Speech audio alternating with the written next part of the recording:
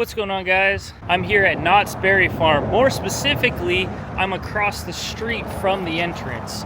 I'm here to check out a landmark, something that I find super cool. I love history, and those that like American history will also enjoy this. But I'm here across the street just checking out the sights. I'm not going into the park today. I wanted to come and check out this exact replica of Independence Hall. Now, the real Independence Hall, as most that would know American history, is actually in Philadelphia. But Walter Knott, as I was reading, in 1966, built an exact brick by brick replica of Independence Hall so that people can come and enjoy American history, understand and learn about more just American history, and get to kind of see the iconic, historic building, though it's a replica, in person in Southern California. And what a sight this is. So cool. I love American history and I love learning about new history, and just the fact that this is literally in my backyard in Southern California, that you can come over here and enjoy this, is so cool. Super lucky. Right across the way, sharing the park, you have also, this is also a replica. I didn't know this, I had to look this up, but it says this is a stone pedestal base of the famous Minuteman statue sculpted by Daniel Chester French and located at the Old North Bridge in Concord, Massachusetts. The stone is carved with an iconic first stanza of Ralph Waldo Emerson's Concord Hymn. That's the poem that you see right here. And going on, the poem, let's see, the poem, Emerson wrote the poem for the 1837 dedication of a nearby 1836 battle monument. This stanza popularized the phrase, "the shot heard around the world," that's pretty cool, to describe the opening sequence of the American Revolutionary War. The monument, the bronze statue resting on this granite base, was unveiled later in 1875 to commemorate the to commemorate the centennial of the Battle of Lexington and Concord. It depicts a colonial Minuteman leaving his plow behind to take up arms. You can visit this site today within the Minuteman National Historical Park. Just a quick, I had to look it up on Google. See, and I mean, look, I literally learned something, that this is also not only a replica, but I mean, looking at this, you kind of walk past it, you're kind of like, I mean, if you don't know, you just don't know. You're just kind of like, oh yeah, cool, that's a statue. It looks like a old revolutionary, I guess the term is called Minuteman. That's pretty cool. But he's carrying a piece of farming equipment. He's holding a rifle and he's looking forward, talking about take up arms so you can come join the fight. I wonder what that would look like today. Drop your cell phones and come join our keyboard warrior battle.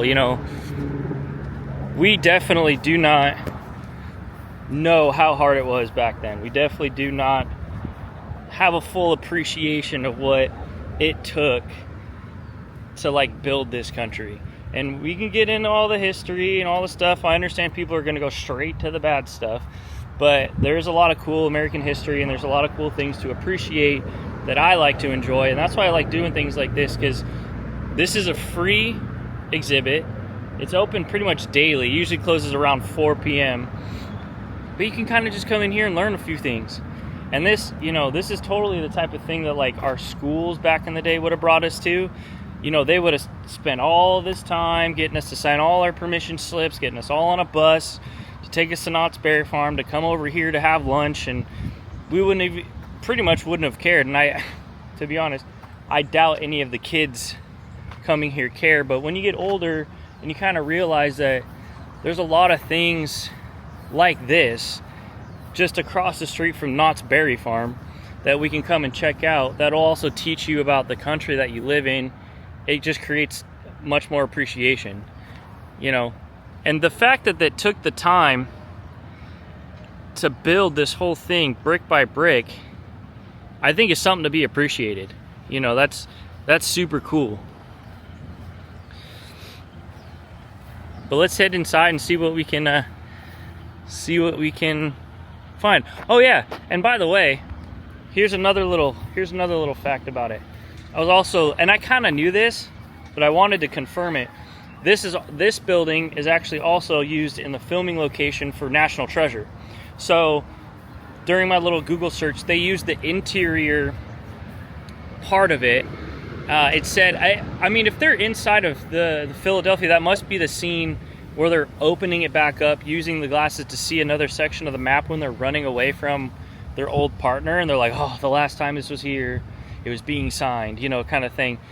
It must be that scene specifically, because I'm pretty sure that's the building that they run into. But the other scene is they filmed a portion of when they're running across the roof. They filmed a portion of that here at Knott's Berry Farm. So a lot of the externals are actually filmed at the original, but the interior and the roof scene was filmed out here in California and Buena Park specifically. So let's go inside. What? This is treason. Independence Hall is closed? What do you mean? Dang it. I thought it said it was open online. I came all the way over here to go inside the thing, and it's closed. I'm pretty sure it says it's open right now. Never mind. I'm dumb. I didn't look it up. Or I didn't pay enough attention to what I was looking up. I knew that the hours were 10 a.m. to 4. I didn't look at the day. Dang it, so we're gonna have to come back. Anyways, oh well. Still super cool. One of the roof scenes I wanted to show you though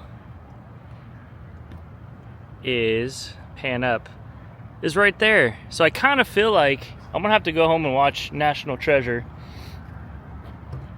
But I kind of feel like there's a scene where he runs up to like this portion of the roof. I'm just guessing at this point. But that you could kind of see him at like this angle, isn't it? Isn't there something like that? I can't remember, but I know that National Treasure, they used a portion of the roof when they're running. So I don't know if that was when he takes the brick and leaves. I assume it's like that scene where he's finding the glasses, or when he's running with the Declaration of Independence on his back. Either way, portion of the roof was used, and a portion of the interior was used as well. Okay, so correction on the correction. It is open. I just had to walk around to the other side. Silly me trying to walk through the actual entrance. You have to walk to the back entrance of the building to enter into the entrance. Anyways, I figured it out.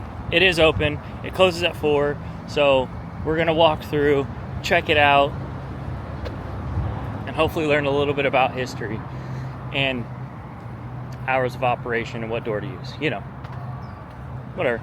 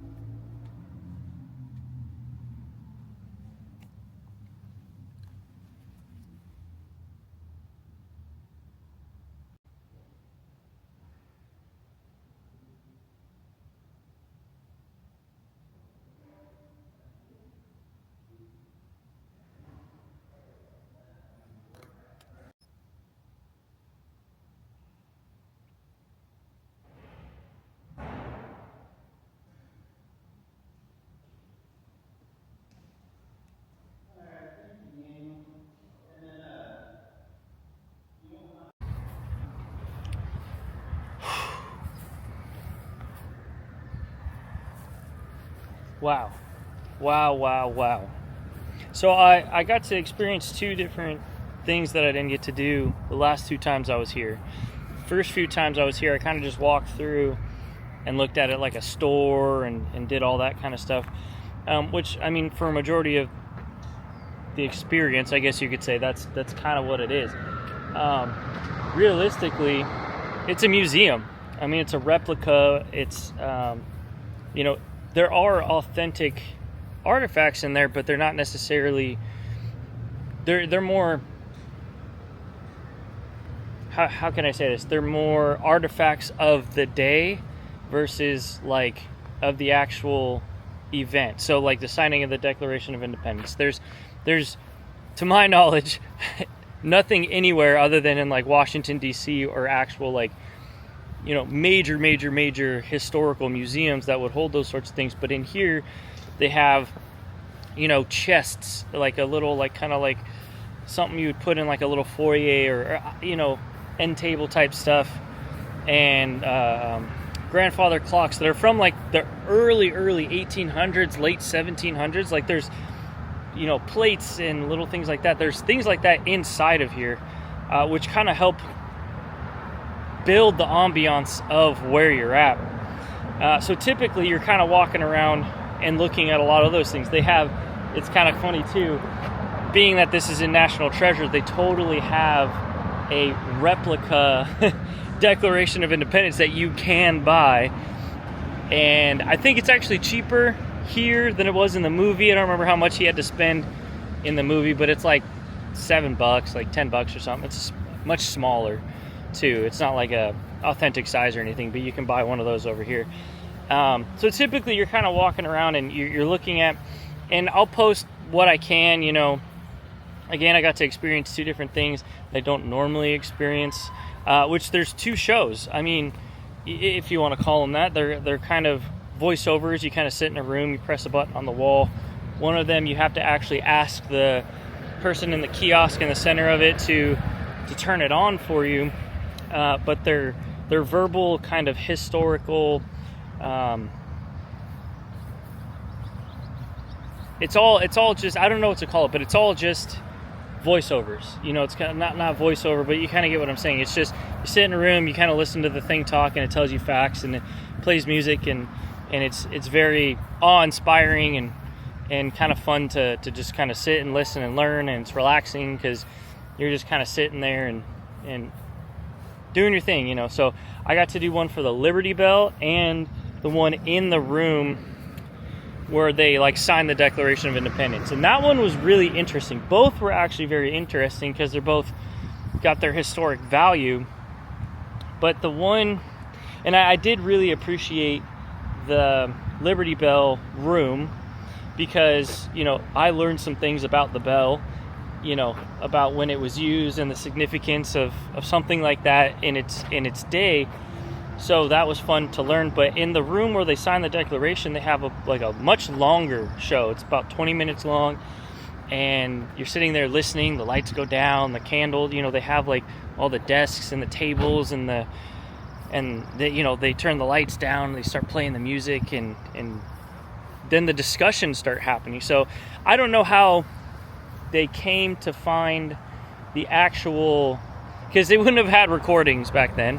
Although people could have written down what people were saying, I could see that. Like, how did they obtain said information to even make something like that? But whether it's something that's kind of made up or has any sort of actual historical value, it is fascinating to sit in that room, which is a replica, of where they signed the Declaration of Independence, and listen. And, the whole thing is you're sitting in the bleachers and you're listening to conversations from people that were actually there, right? So it'll say John Adams, this and that, and Benjamin Franklin, this and that, and and then you hear the gavel kind of pop, pop, pop when everyone's starting to do the chat, talk too much or whatever. And the back and forth conversations I think are super interesting, but that's why I love history, because something like that totally points to the humanity in the decision that they had to make, getting away from England, basically sitting there deciding like, yo guys, do you want to do this? Because if we do this, there's no going back. If we say, you know, screw you to England, we want to stand over here and do our thing, do our own thing, England's obviously not going to be happy about that. You know, they're not going to be happy about, you know, us starting a whole new country and not paying them taxes and X, Y, and Z. So this is a big decision. We need to talk about this. And that was essentially the premise of the conversation. You know, it's all obviously done in a little bit more of a historical context and verbiage and tone, but that's essentially the conversation, right? The conversation is, we're starting a new country. We need to all be together on this, and we're going to sign this paper, and this is going to be our contract. See, you signed it, and this is what's going to set up the foundation for this literal country that we're trying to make. So having that impact and sitting in a room listening to the back and forth of that really kind of takes you there. It kind of puts you in the place of understanding how big of a decision this is, and the concerns that would have gone into, you know, making that decision, which is rightfully so. You know, I don't know everything about American history, but I do know that is a very significant time. And funny enough, in the movie National Treasure, there's a point where Nicolas Cage kind of lays out some facts about what would have happened had England won the war, and what would have happened to the people, basically. And it would have been really gnarly things. You know, they would have been hanged, and basically made an example of saying, hey, this is what happens. You know, if had England won the war, they would have made an example out of these rebels, you know, telling everybody like, hey, look, this is what's going to happen to you if you go against us, kind of thing. So, you know, big decision, wild stuff, very like hardcore. I think what's super interesting too is like how, like, I don't know if I could say this on YouTube, but how badass, like, you know, these dudes are like, they're not even trying to take over England, which I think is interesting. These are people that are trying to just get away and start their own thing. And they're basically saying, screw you, we're going to do our own thing, and we're going to create our own country, our own foundation, our own, you know, life, and we don't want to be with you. So I think that's really cool. That's something that I think a lot of people don't really speak about in terms of American history, because there is a lot of dark history, but around the world contextually, if you really are into history at all whatsoever, every single point in history and every single society will have some really bad things that happened in their day, right? That's just what history is.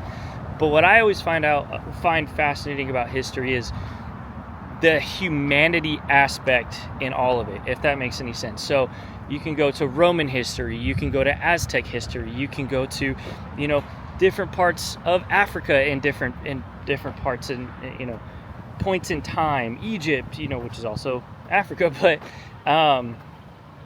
you know, just major civilizations. And it's like the things that they go through and went through at different scales, obviously, really point to the human nature and struggle of our own, just, I guess the easiest way to say it is the struggle of our own struggle. I don't know how else to really say it. We as humans have always had challenges that we've faced. We've always had rough patches. We've always had negative things and hard things that we've all had to deal with. But you know what? Amidst all that, if you can really take a moment and realize that even though there are all these very challenging things, if you take a moment to look for the good out of any situation, you will find it, you know. And I've never looked at the overall history of America as a negative thing, right? And people are going to have their opinions about that. I get that. But, you know, I think the overall good, even if we didn't start off well, even if we made a lot of mistakes, even if this, that, and the other, the overall good that these people started way back when, that is still foundational to our existence and the fabric of our society today, is just phenomenal. And that's just a fact.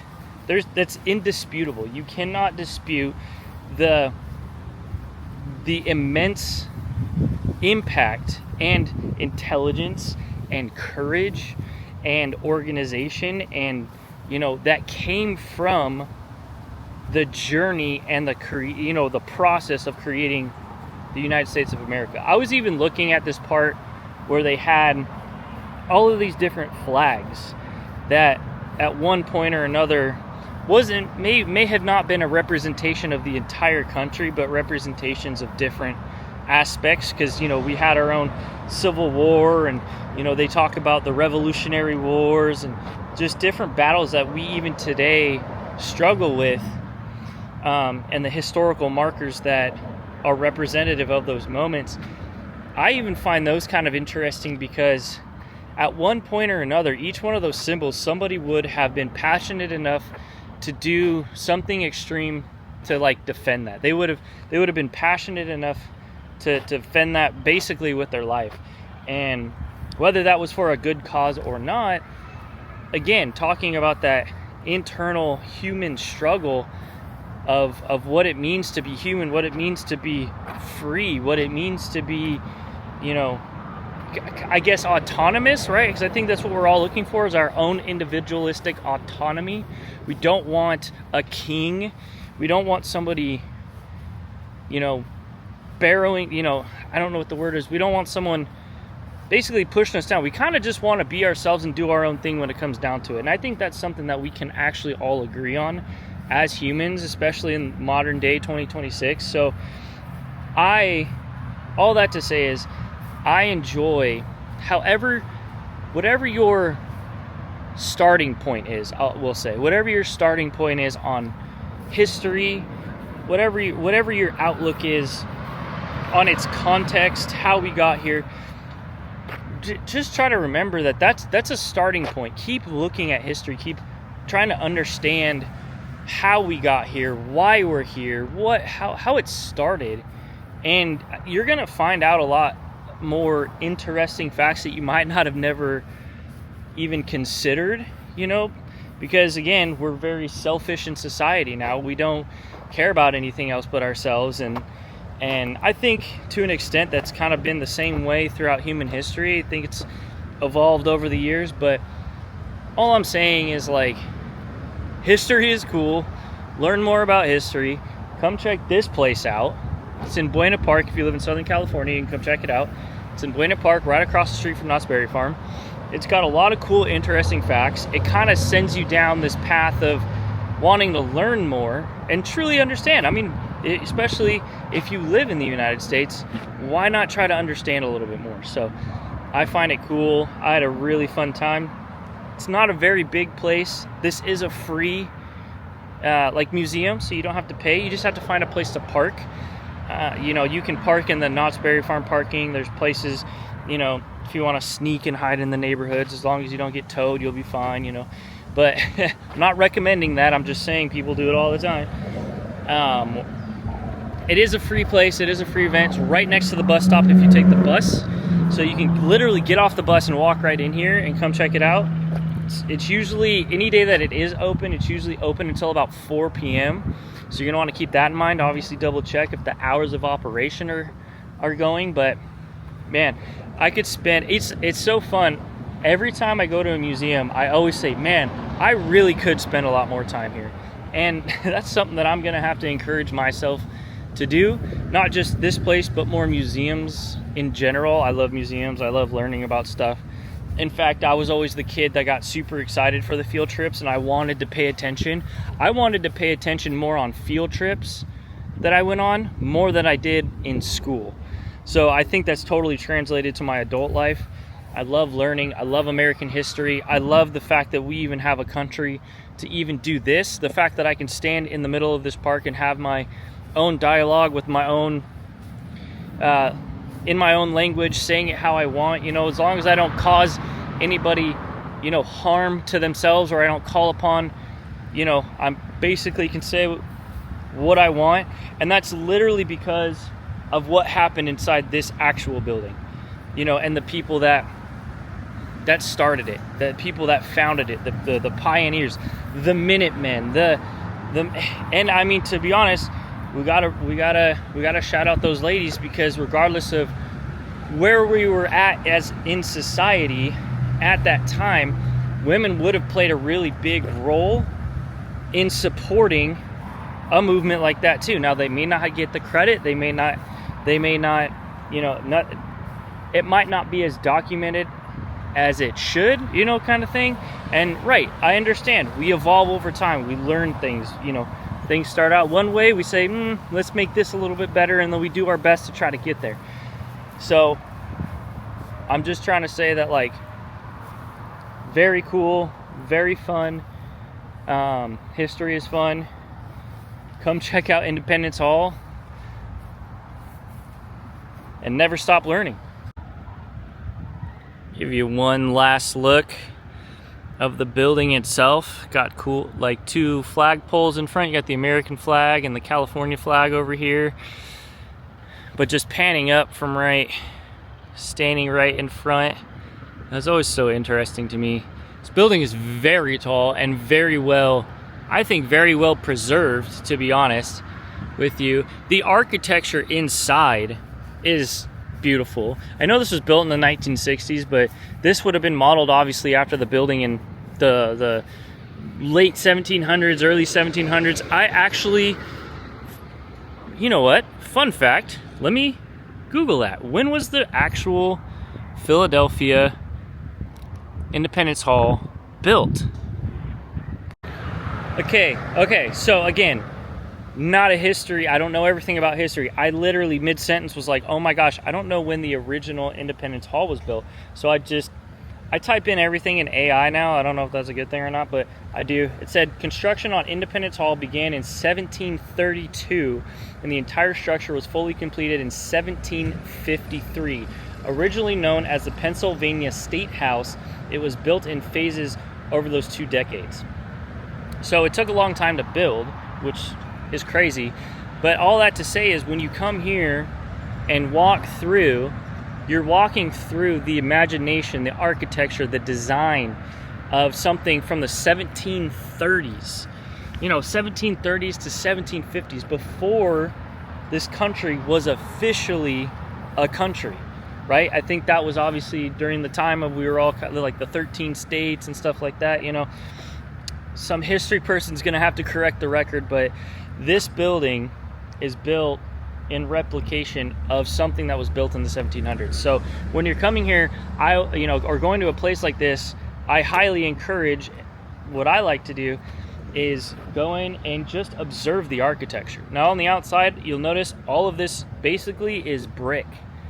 The clock, when you're standing right beneath this clock and you're here, you're like, oh my gosh, this clock is massive, first of all. But just the ornate design on the inside, I don't want to give away the inside because I want you to come out and check it out, but just, you come in and you walk in. This was the door we tried earlier, which was locked. On the other side, they had the door open. So one of 2 sides will be open when you come here, as long as you come here during operational hours.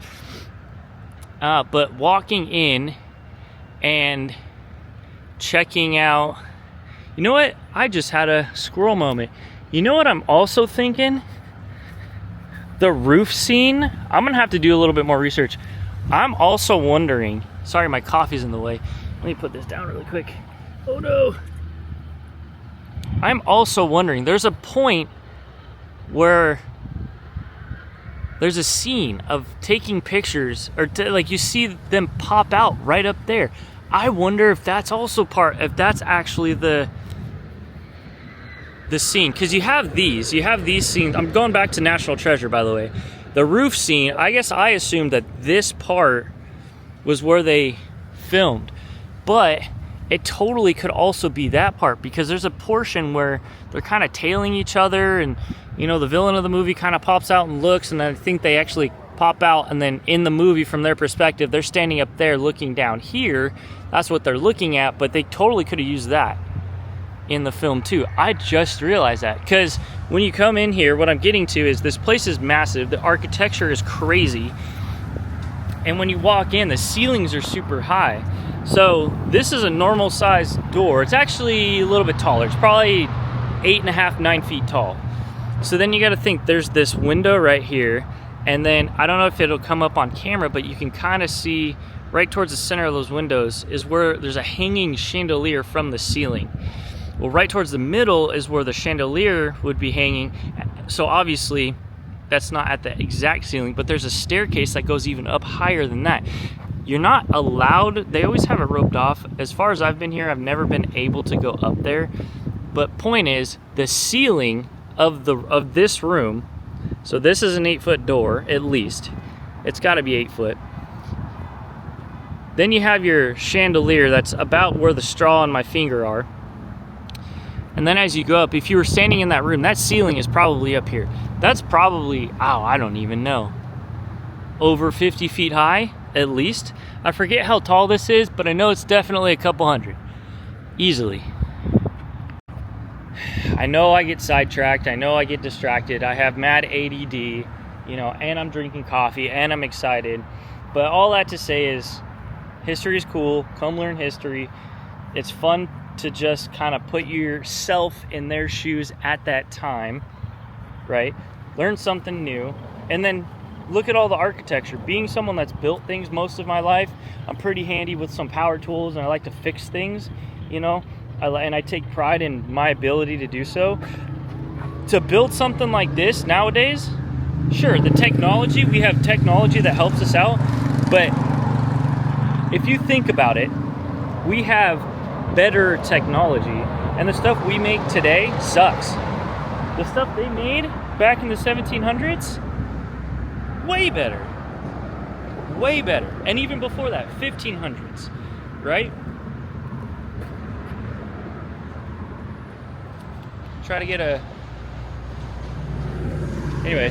thumbnail, but I don't know, man, this place is cool. I'm such a nerd. I'm at the point in my life where I almost would like to spend more time in museums going and learning about stuff than I would at theme parks. Now, controversial, I know. I love theme parks, and I love the history of theme parks. I even love the history of this theme park. History of Knott's Berry Farm is epic. I'm spilling coffee everywhere. All that to say is, there's so much history out there, there's so much to learn, and there's so much that we can get inspired by that will inspire you to kind of go and make your own mark on history and plant your own flag and, you know, this, that, and the other. So learn from history. It's gonna inspire you. You're gonna learn like a ton of stuff. It's gonna change your life, and you're gonna be better for it, because you will be smarter, for one, and you'll be able to use that knowledge to better the community and everybody else around you. So that's my little 2 cents. Learn history, come check it out, and be good to everybody. I do have a question though for you history buffs. I'm gonna, first of all, in some of these videos, I didn't plan today. Today is such a just flying by the seat, you know, seam of my short, whatever the saying is. But I got a question. So this is Independence Hall. Let's go back over here. Independence Hall. So this is actually, we'll even start over here. Here's the statue. This is an exact replica. That is an exact replica. Is that an exact replica? Because this could just be here, but it does match the building pretty stinking well. I don't know. Somebody let me know if this portion of Independence Hall over here in Buena Park, trees in the way, is an exact replica or not. Because it looks like a storage building, and they got bathrooms all screwed down. I'm sure that's because they're right on Beach Boulevard. But typically you could use a bathroom over here, just not today. But that looks like it's a replica of some kind, or at least attempting to be.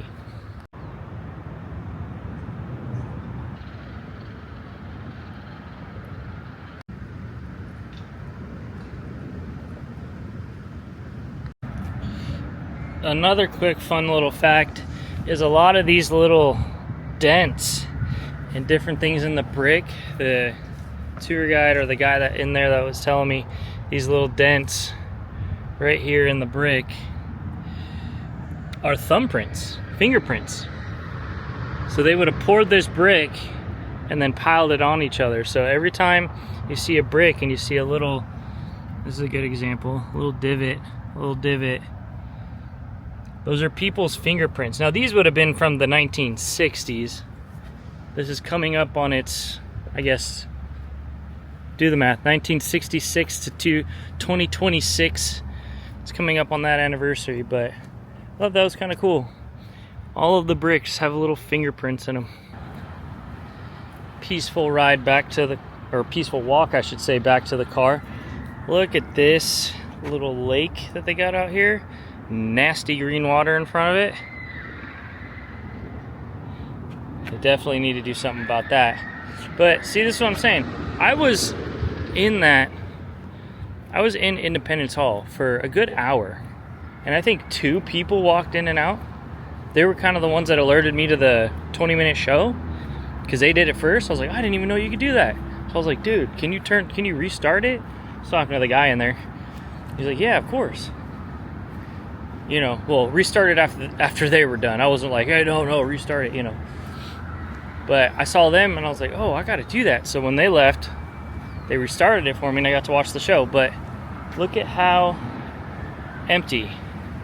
Nobody's over here. Everyone's at the theme park. I get it. Roller coasters are cool.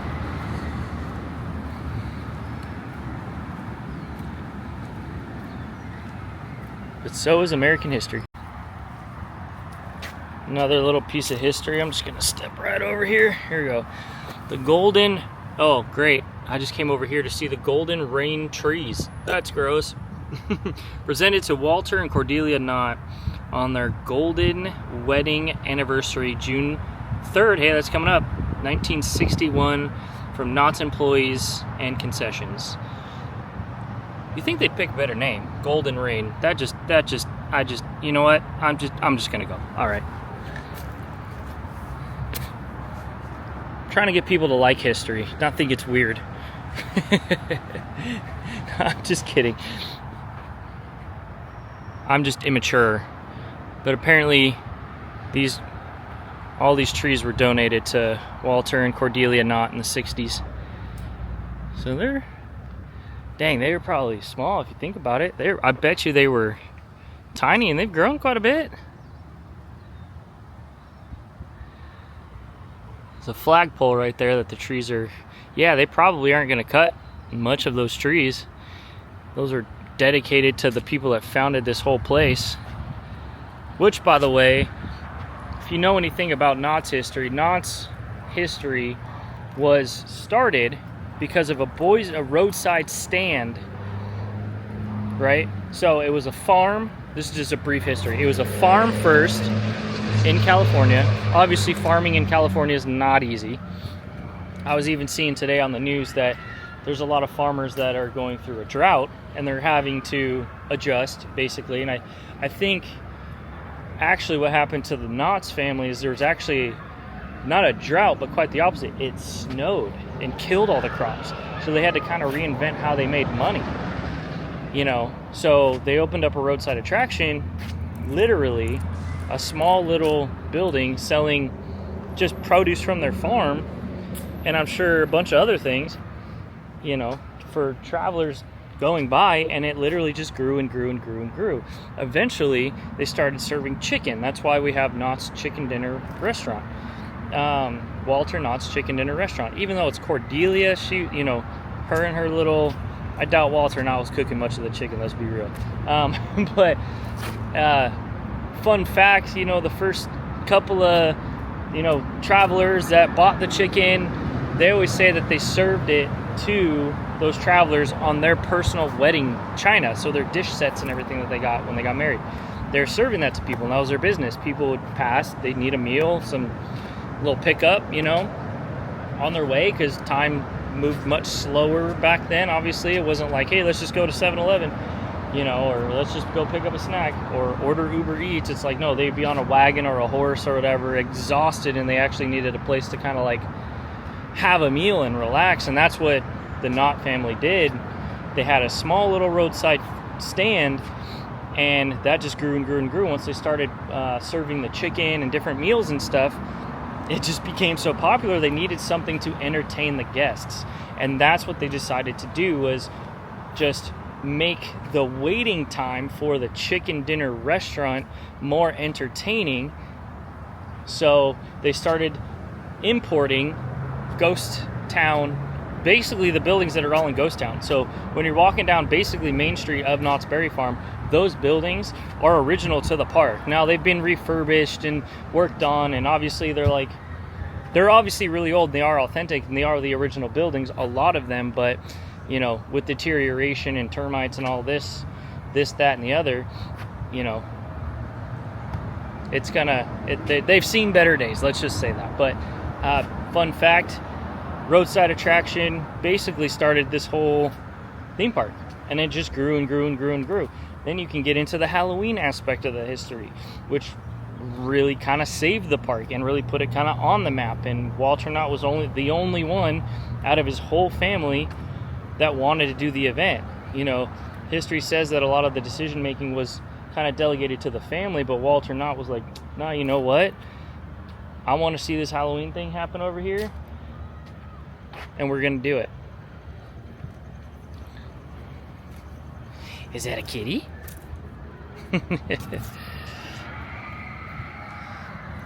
You know, I'm a big... There's another cat. What? There's a cat city over here. I'm just chilling with this historical relic. Imagine this was like something that Walter Knott like used. And these two cats, oh look, they're about to start fighting. Or are they gonna do something else? Who knows? What up, dude? Just hanging out. Alright, anyways. Enough getting distracted by the cats, but that's what I'm saying. There's so much history even at this own theme park that it's hard to ignore. The Halloween event, which in Southern California is very renowned, it's very popular, people still come to it, you know, and it's changed over the years. It's changed a lot over the years, and you know, watching that evolution has definitely been interesting. I was a big fan. I still am a big fan for a long time. I even worked the event for a long time. It's how me and my wife met, you know, and years later we obviously got married, and you know, to this whole place, I never would have met my wife. I never would have met, you know, half the people that I love and adore and are my friends to this day and have been for the better part of a decade.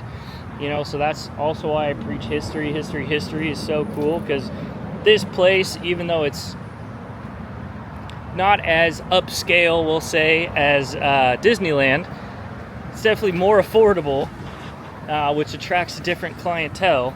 It, you know, if when you come here and you look into the historical aspect of the park, you start realizing that, man, there's a lot of cool stories. And I will say this, as proud and as passionate as people are about Disney, the people that are ride or die about Knott's history, I would say are at minimum equally, if not more, passionate about the history that they are a part of.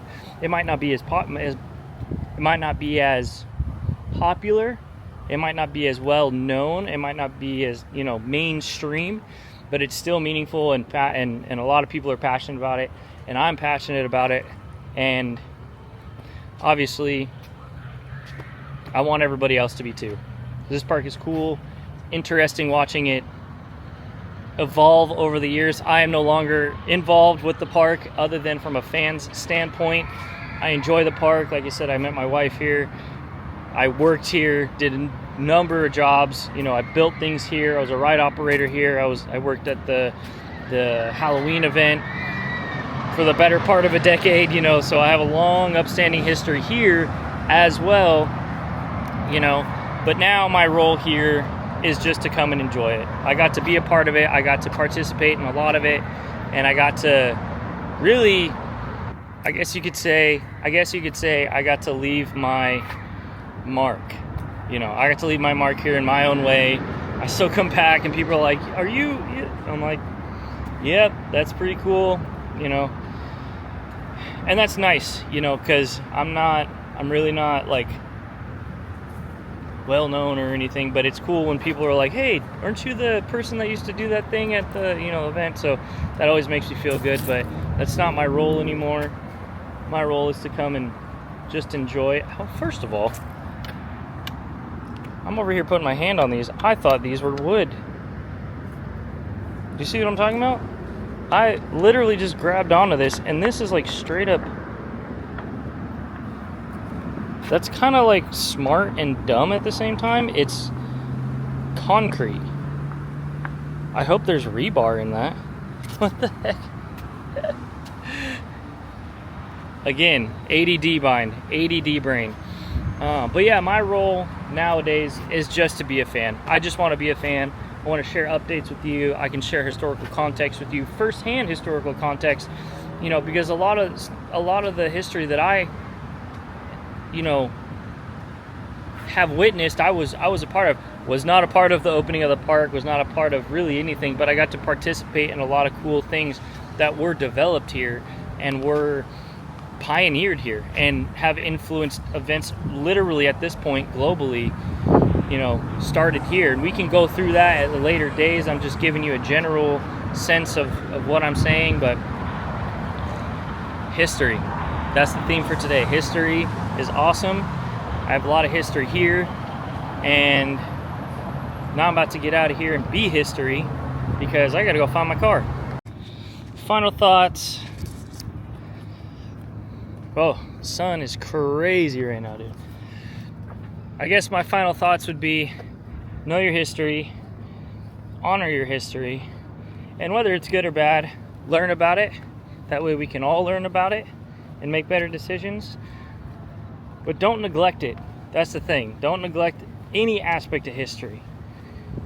Because that's how we're going to learn, that's how we're going to grow, that's how we're going to solve all the problems of the world, right? You know, or at least that's the hope. But that was super freaking cool. Definitely come check it out. Maybe I'll have to do another history video of like Knott's Berry Farm itself and all that kind of stuff. I got so many ideas, but that'll be for a later time. I appreciate you watching. If you stuck with me this long, I really appreciate you. And thanks for watching. Hope you have a great rest of your day. Let me know if there's any kind of video you want to see in terms of historical content. I ain't putting out no, you know what I'm saying? Keeping it PG out here. But if there's any sort of like museum or like historical context you want to know, let me know. I'll do my research, I'll make a video, and I'll post it. But otherwise, I'm just going to do whatever I want. Have a great rest of your day, guys. Peace.